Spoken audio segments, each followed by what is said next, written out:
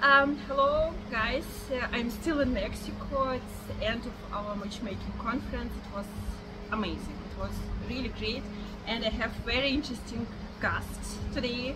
Hunt, and Hunt is coach.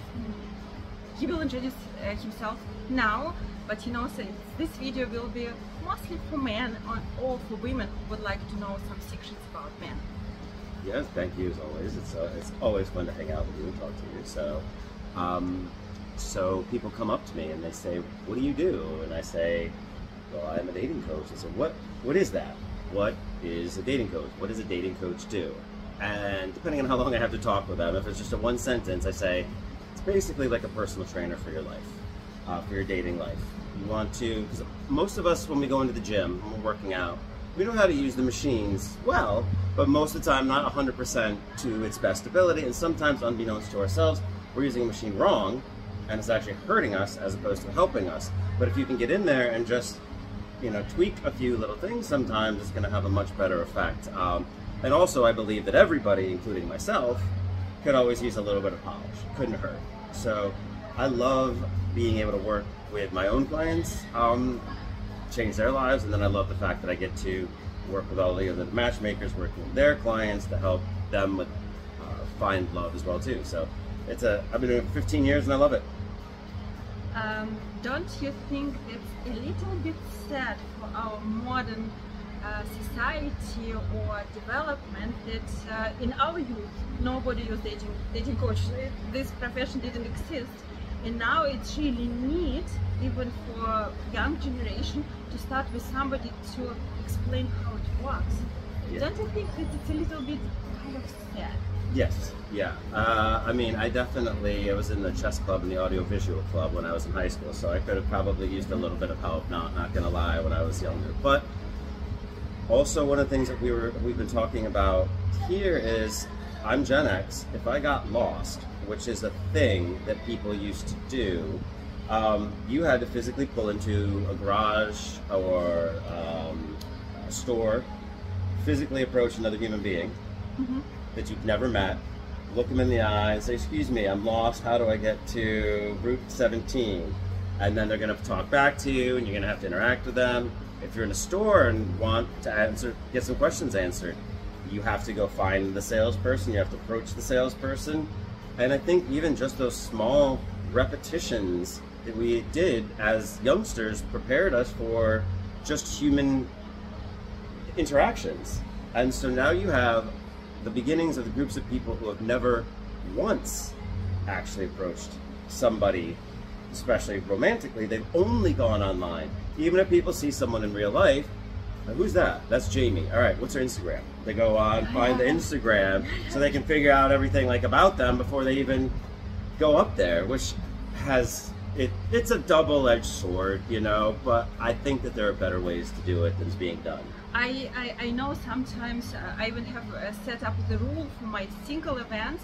If we are in the room, everybody turn their phones off.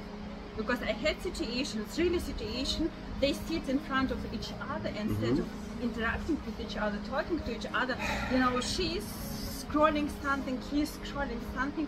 So they even don't try. For them, this virtual world is more interesting than people next to them. Yeah, I mean, I have noticed even about myself, and I'm trying to be better about it too, is, for instance, like when I'm going on an escalator with my wife, okay? In New York City, we're very particular about how you ride an escalator. The slow people are on the right, and the fast people are on the left. And so we'd be going up, and she's standing there blocking the fast pace. What do? Honey, get out of the way. And I pull her because I'm more concerned about strangers' well-beings than I am of my own wife. And I was like, that doesn't seem exactly right, the way it should be. But same thing when you're sitting across from that person, this is the person that should be getting your attention. No one is going to say, she sent me an email 15 minutes late, I don't know why, I'm not going to do business with her anymore because it was 15 minutes late. Wait 15 minutes and then send the email after the date, or something like that as well too. Okay, so about time and waiting for time for message. We wanted to speak about something else, but we were got distracted. It's okay. I have problem with quite many men, mostly men. They send message, don't get response, let's say in 7-8 hours, and the same day or next day I got angry message, Xenia, she's not interested, I didn't get any response.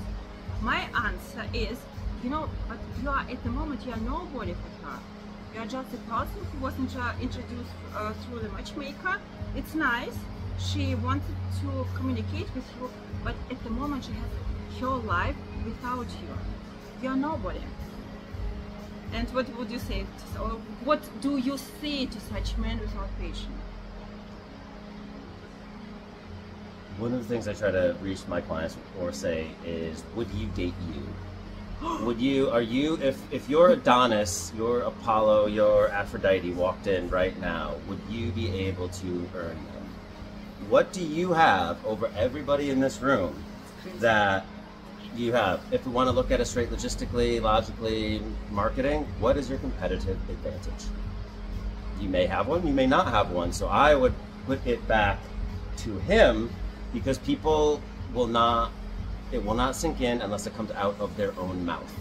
So I need him to say it, you know, and start thinking about it like that too. So what did you add to her life that is going to make her so excited to contact you again? And there might be an answer, but I want them to start reflecting on that. Okay, next question. Okay, next question is, many men, many modern men, even being very successful in their jobs, they feel or they experience this lack of self-confidence. Oh yeah? Yes, all this fear of rejection, and if I do something wrong. And COVID was naturally a bad thing for such men with not enough confidence. And if you say, look at yourself, are you so special that she should answer you immediately? Is it not destroying his self-confidence even more? Well, that's one of the things. Managing client expectations is always the #1 thing for us. Anytime someone comes in, we have to figure out, and I'm going to oversimplify things, but if I have a 2 that thinks they're a 10 and a 10 that thinks they're a 2, I have to come at the problem differently for both of them, because they're not going to hear me the same way. So my goal for both men and women is always to build up and not tear down. There was an old show, Tough Love, long ago, where they would just rip these women to shreds because they were all like high maintenance or whatever like that. And yeah, if you throw a brick and hit somebody in the face, they're going to learn how to duck. But I think there are better ways to do that. It's okay. Somebody is calling in the middle of the meeting. From Ghana. From Ghana. Ooh, I have no idea. I'm going to get some strange call. The long story short is I would find a way to say that only if they are pushing kind of, and why isn't this? I thought if I can see that they have a lack of self-awareness, I need to start having them get that self-awareness. Next question, because it's really big problem that men experience right now in dating in general, this self-confidence.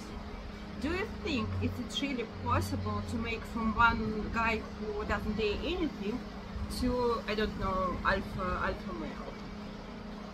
No.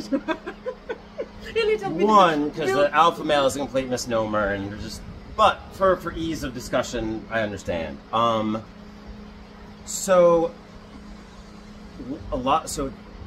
I was just thinking, how far do I bring this back? So dating is a mix of biology, sociology, psychology, and anthropology. By definition, so is everything we do, because they're basically the 4 tenets of humanity. I will keep it, But I mention this because in order to understand our motivations, the motivations of the person sitting across from you, the motivations of society at large, and your subset of the society, we have to focus on different aspects of these at different times so we can understand the machinations and the rhythms that are underlying everything, so then we can use this data more knowledgeably to maximize our benefits and minimize our losses. So it is not teaching, I won't say falsity or stand up straight, lower the register of your voice. Both But good, both good things. It's a good thing. But yeah. it's teaching, like, why do you think she's attracted to that person? And then if we can figure out why that is, then he can figure out what to offer. If he can figure out, one of the questions I ask all my men, okay, women, there are 4 things that women look for in a man. What do you think they are? And I have them write them down. And then we go through them, and they're always wrong. I mean, sometimes I get some, like 25% right. But you know, like money, status, height, fame. It's like, and I use it then each one as an example. You know, like for say money. Like, okay, that's what I thought too. And I remember when I was single, I was sitting at home at 10 p.m. at night in my SpongeBob SquarePants scrubs and t-shirt and tank top t-shirt, and got a call from a girl that I was like casually dating. She's like, come on out to the bar, like come meet us. I'm like, I'm not coming, I don't have any money, I'm not dressed. She's like, come on out, I'll pay for all of your drinks. I'm like, okay, but I'm not gonna get dressed. She's like, that's fine. So I get on my scooter in my SpongeBob SquarePants scrubs and scoot down to the bar. She pays for all of my drinks, and then we go home together. And that's not the way it's supposed to work, you know. So sometimes it does. Well, once it's not, because it's not money. It's not that they. What was the name of this current show about Tinder swindler? Oh, the Tinder swindler, yeah. Yeah, something like this is example that somebody without money can manipulate women so clever that they pay, and all these Nigerians come. So it's possible. I dated older women when I was single, and I have nice hotel rooms and jeans and food. But that was kind of like sounding like, huh, I didn't think it was supposed to work like this. Obviously, I was bringing something to the table, but then that helped me kind of realize. Yeah. Are you going to? No, it's not the topic of our conversation. I am simply a cunning linguist, and we are going to talk about good language. Okay. No, what can you reveal? What are the 4 things women expect from men? Want. Okay, so not expect. We'll catch their attention. Catch attention. Okay, so what do you think they are? I would say support. Support. Acknowledgement. Acknowledgement. Women always say like, what makes you pay attention to a man in a social setting?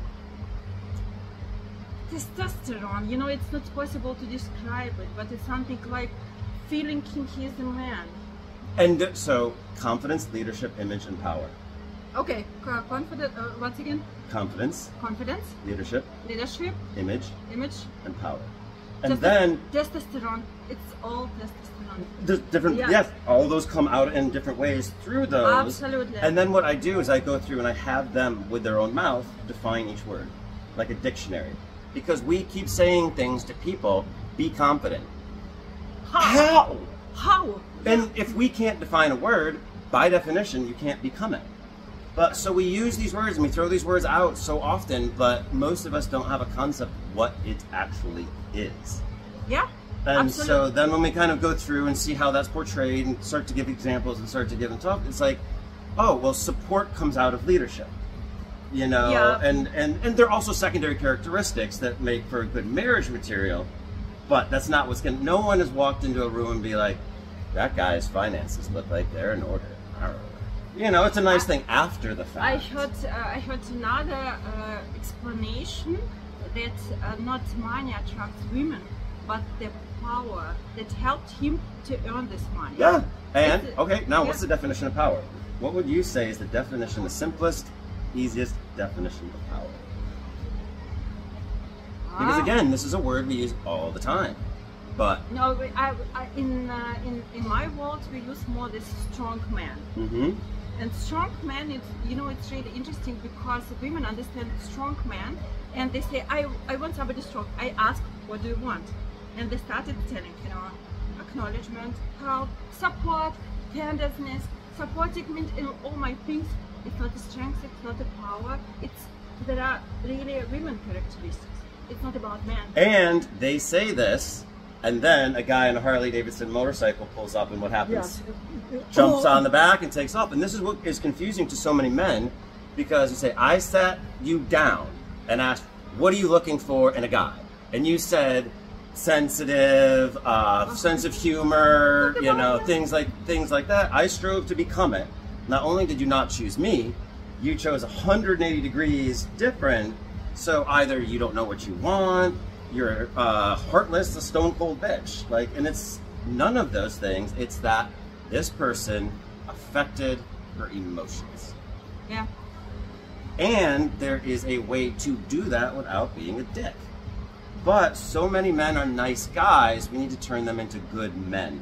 And there's a big difference between nice guys and good men. Yes, and what I read, that all our modern culture, it's about, you know, realistic destroying men. Mm-hmm. Because if you go to the office, you have to be nice to people, you have to understand, you have to search for right words to talk to your Mm-hmm. colleagues, you have to work in the team. Mm-hmm. It's everything against men. Mm-hmm. It's for women. Mm-hmm. If you go home, oh, you have to be nice to our children, oh, you have to do this, you have to do that, you have to help in the household, you have to be nice to my mom. It's everything, you know, so all we experience now in the modern society, it's realistically destroying man as man. In Switzerland, it's crazy statistic about men being impotent. Being impotent, not too? Yeah, because it's the next step. Yeah, because it's in your head. And hormones. Hormones, as soon you are less man than you man, as soon you have less testosterone, it impacts what's happening down. Yeah. Everything goes down. Yeah, well, that's one of the things that, fortunately, in the last 50 years, we've helped women move a lot further along, which is incredibly important. It makes the world a better place.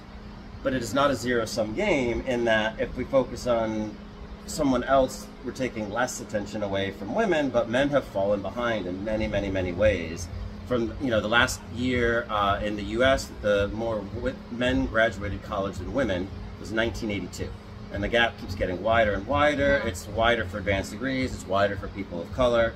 You know, there's no more manufacturing jobs or labor jobs that are allowing these non-college educated men to be able to have a career. And even the people that are going to college are crushed with so much debt. This is the first generation in about 200 years that is predicted to do less well than their parents, than their father, which creates an immense amount of shame.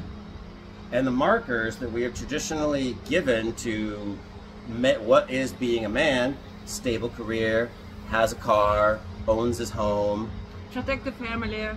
and these are out of provide the family. yeah, and he can't do any of these. They're gone. So what is his role in society? What is his role in the? What is his role in society? That's what we're trying to figure out right now. You know. Well, here's the thing: men love to be providers, but it doesn't have to be money. And so, if you, as a woman, can tell the man why you want to be with him, aka what he is providing in the relationship, Yeah. then it makes it great. My wife out-earns me because I'm attracted to powerful women.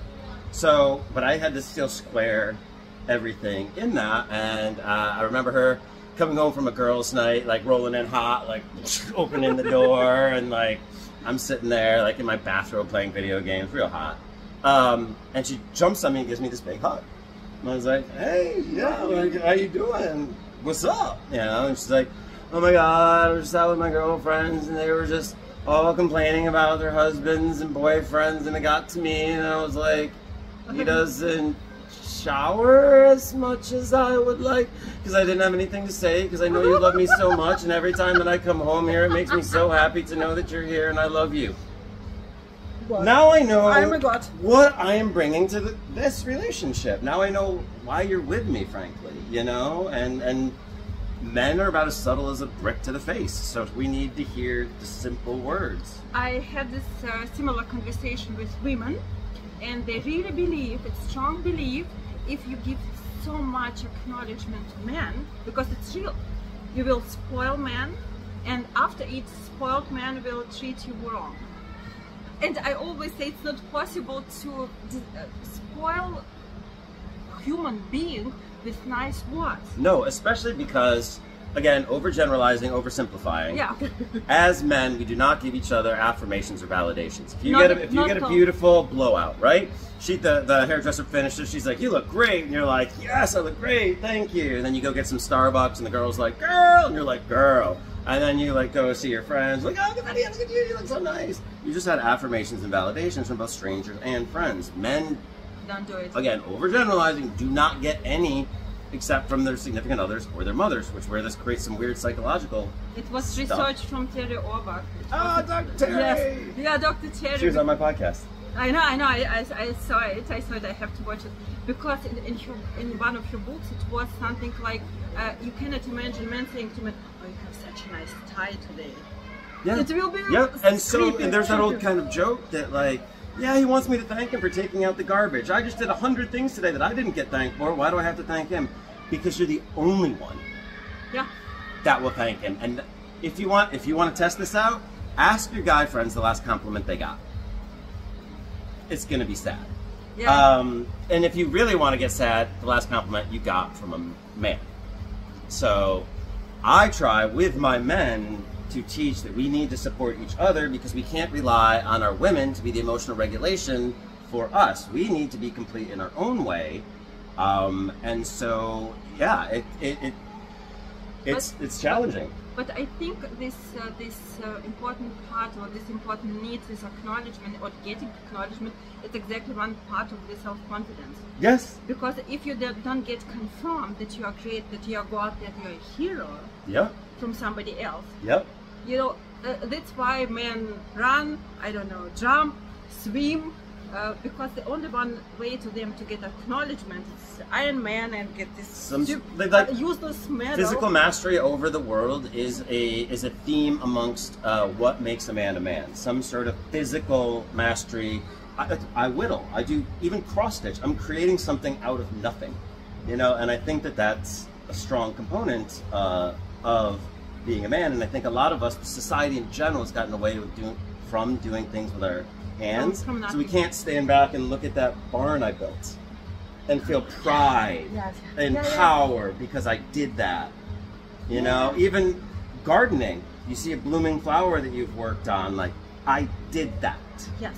And yes, exactly. So my clients, I even buy them their own tea growing kit so that they can Lego. Because so what's the definition of power? The ability to influence your environment. That's it.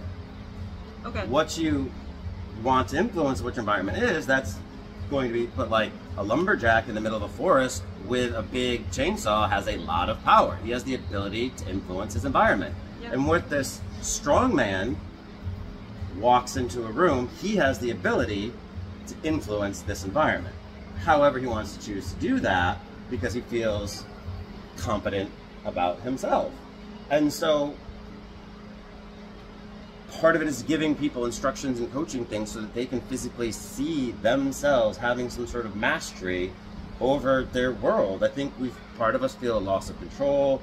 Everything's too digitalized or things like that as well too. Yeah, because you know this digital new world. If you I don't know, heard about any app and you have no idea how to manage it, it's a little part of losing self-confidence because I don't know how to do it. I'm old school. I'm still working with my pen and pencil. And women, overgeneralizing, have learned that any vulnerability you show in work can be considered a weakness. So here you have me with a little bit of internalized shame because I will never outperform my father, and I look at you, a boss babe that out-earns me, got it all together, beautiful.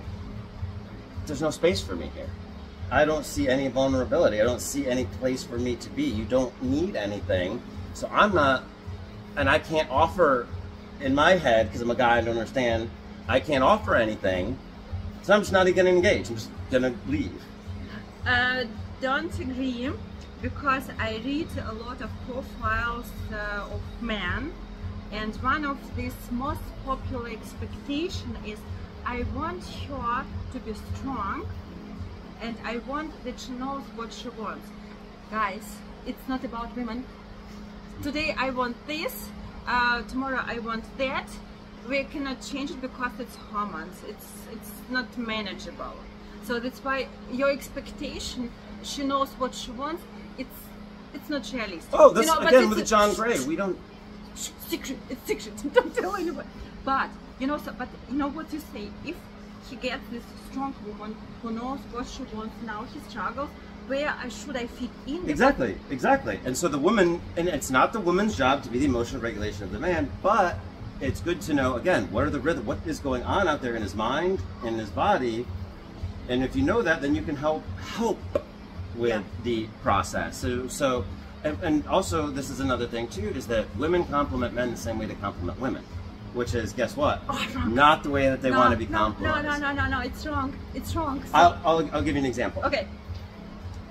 Imagine you personally were about to get into a fist fight on the street. Okay. And you wanted that woman to throw the first punch at you. So you wanted to get her so enraged. Think about the words, don't say them out loud, but think about the words you would say to her to get her to just lose her mind to throw at you, okay? No, it's simple. There's probably a lot of image-based words around that, because there's a core of women around image. And so in order to make them feel good, this is what you compliment. You look beautiful, you lost weight, your hair looks amazing. Or the opposite, you know why, this dress is nice, but why it's so tiny? It should be 2 sizes bigger, but it's so amazing dress. Yeah, it's offensive. Yeah, and so then you have the women that look at the men like, that's a great shirt. Like, what? Thanks, my mom bought it for me.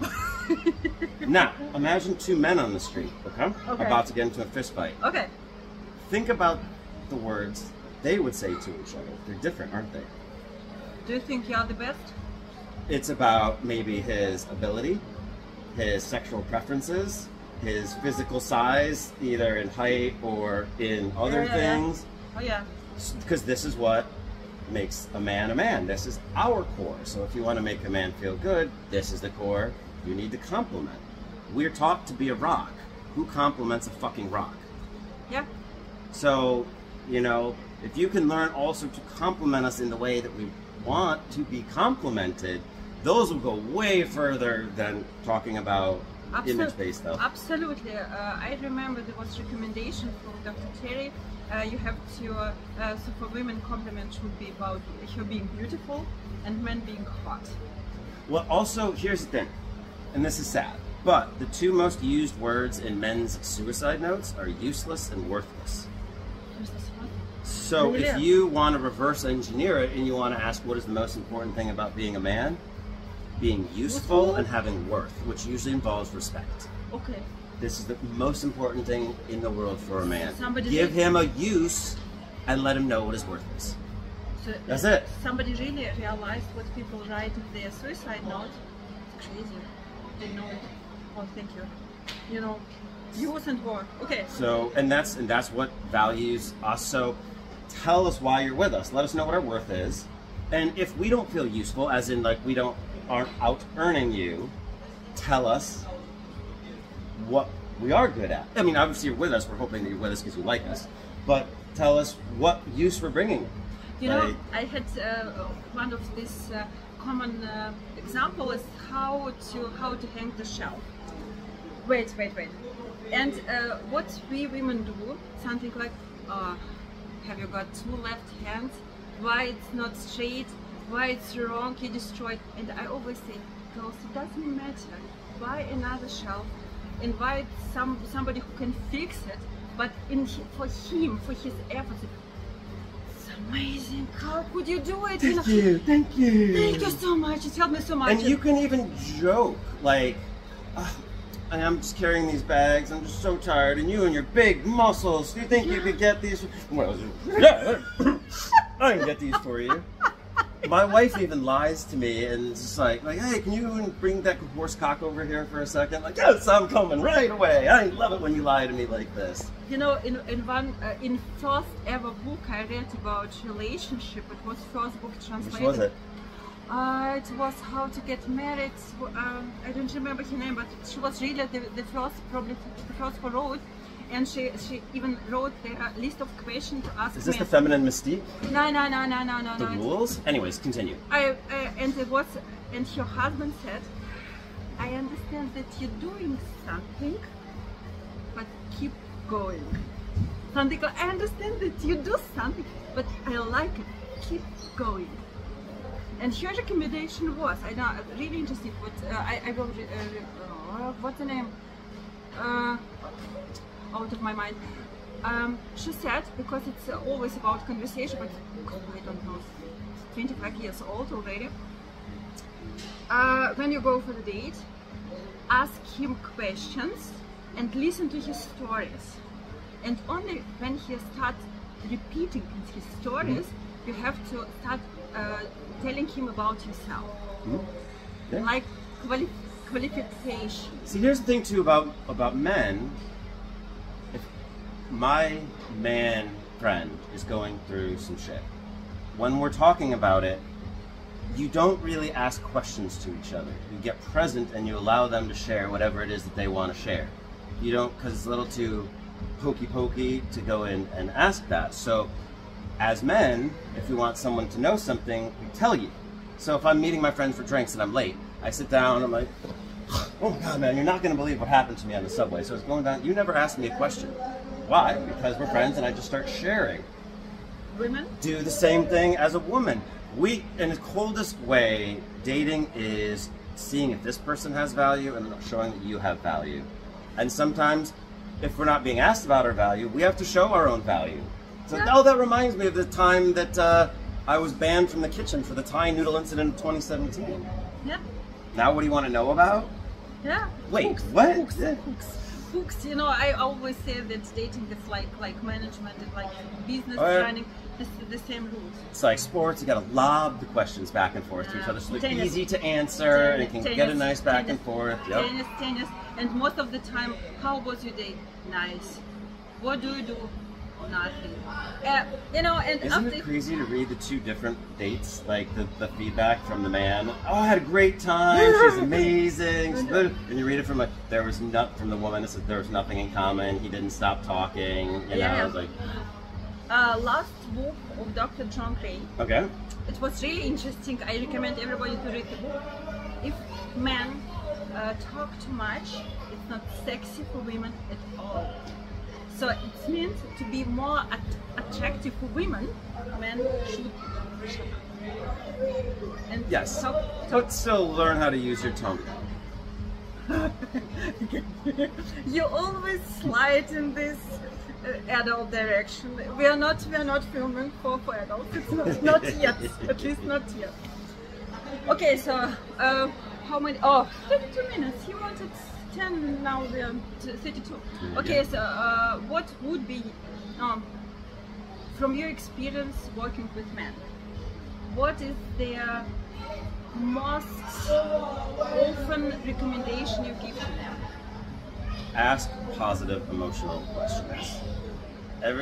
All the questions that we ask each other: where do you live? What do you do? Where are you from? Do you have kids? What hobbies do you have? These are logical questions. We just don't know any better way of doing it. Every question that can be asked logically can be asked emotionally. Instead of saying, where'd you grow up? You could just say, Buffalo. I would hope that you would expound. I'm not setting the stage for you. But if I ask, not say the first question I would ask you, but like, what's one of your favorite memories from childhood? Oh, so I grew up near Buffalo and my aunt had a house near Lake Erie, and what did you do is you gave them access to their own positive memories. You didn't blow smoke up their ass, you didn't compliment them, but you made them feel good simply by giving them access to their own memories, their own positive memories. I ask every client, I'll ask you, have you had wonderful and amazing things happen to you in your life? Absolutely. Does anybody ask you about them? No. And so I say, not only you, not only the person sitting across from you, but everyone in the room probably feels that same way. And when you can use the power, the ability to influence your environment by asking positive emotional questions to everyone you come across, you are responsible for raising the entire vibe. First and second, you will be connected with positive emotions, and she will always remind you. That's exactly it. Yes, exactly. Even if it will be friendship only, but still it will be first time in your life. Absolutely. Somebody asks, hey, thank you so much. Absolutely, it's always fun. Okay, so now we are waiting for a lot of questions because under this video, please, and not about adult stuff, not about using the tongue. It's not our topic of our conversation. Write your questions, and then we record one more stream or video call. Depends on your question. Sounds good. Look forward to it. Okay, thank you. All right. Thank you. Okay. Bye, guys. Bye. Oh.